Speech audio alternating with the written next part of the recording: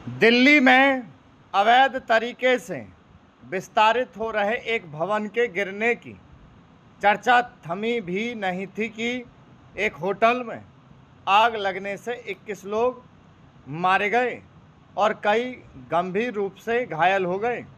मरने वालों में अधिकांश वे हैं जो पड़ोस के अस्पताल में अपने स्वजनों के उपचार के लिए आए थे। उनमें कई विदेशी भी थे। आग होटल के बेसमेंट में स्थित रेस्तरां में लगी।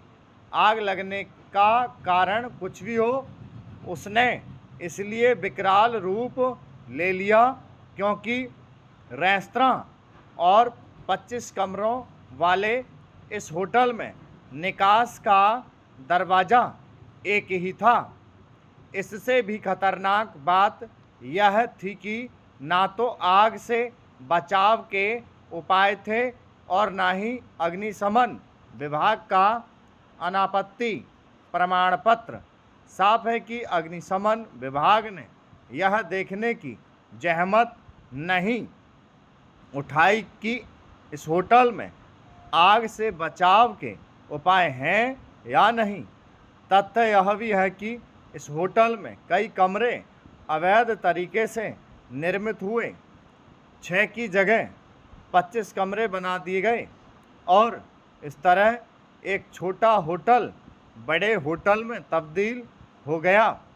कहीं पर किसी भी भवन में अवैध निर्माण इस तरह करना संभव नहीं कि वह किसी को दिखे नहीं, पर दिल्ली ही नहीं देश भर में स्थानीय निकायों के अधिकारी कर्मचारी कुछ ले देकर न केवल अवैध निर्माण होने देते हैं बल्कि सुरक्षा उपायों की उपेक्षा भी। नतीजा यह है कि रह रहकर आग लगने की जानलेवा घटनाएं होती रहती हैं। जनहानि वाली हर घटना के बाद गहन जांच और दोषियों को सख्त सज़ा देने की बड़ी बड़ी बातें होती हैं, पर होता कुछ नहीं है।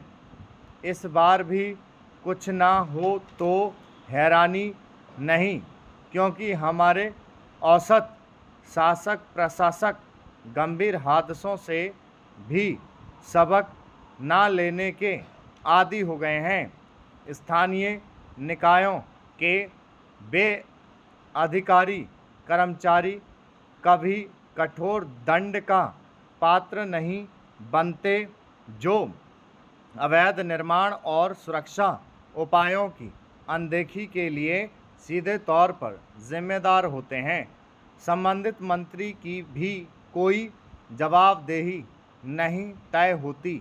बहुत होता है तो 1-2 अधिकारियों कर्मियों का निलंबन हो जाता है, इसके बाद सब शांत हो जाता है और जांच रपटें धूल कांपती रहती हैं एवं हादसों को नियंत्रण देने वाला निर्माण होता रहता है।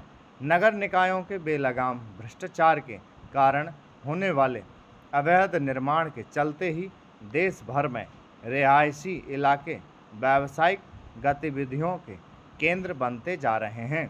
सरकारें बदल जाती हैं, नगर निकायों के अधिकारी भी बदल जाते हैं, लेकिन यदि कुछ नहीं बदला तो अवैध निर्माण और सुरक्षा उपायों की अनदेखी का सिलसिला, यह जानलेवा और शर्मनाक सिलसिला लोगों की जानें ही नहीं ले रहा है, देश की बदनामी कराने के साथ विकसित भारत की अपेक्षाओं पर पानी भी फेर रहा है। बार बार पहले जैसे कारणों से हादसे होना अंधेरगर्दी, नकारापन और नियामकीय बेशर्मी के अतिरिक्त और कुछ नहीं। वायु प्रदूषण पर नियंत्रण को लेकर सख्ती आवश्यक है। पर्यावरण प्रदूषण को नियंत्रित करने के प्राविधानों के पालन को लेकर टाल मटोल होता रहा तो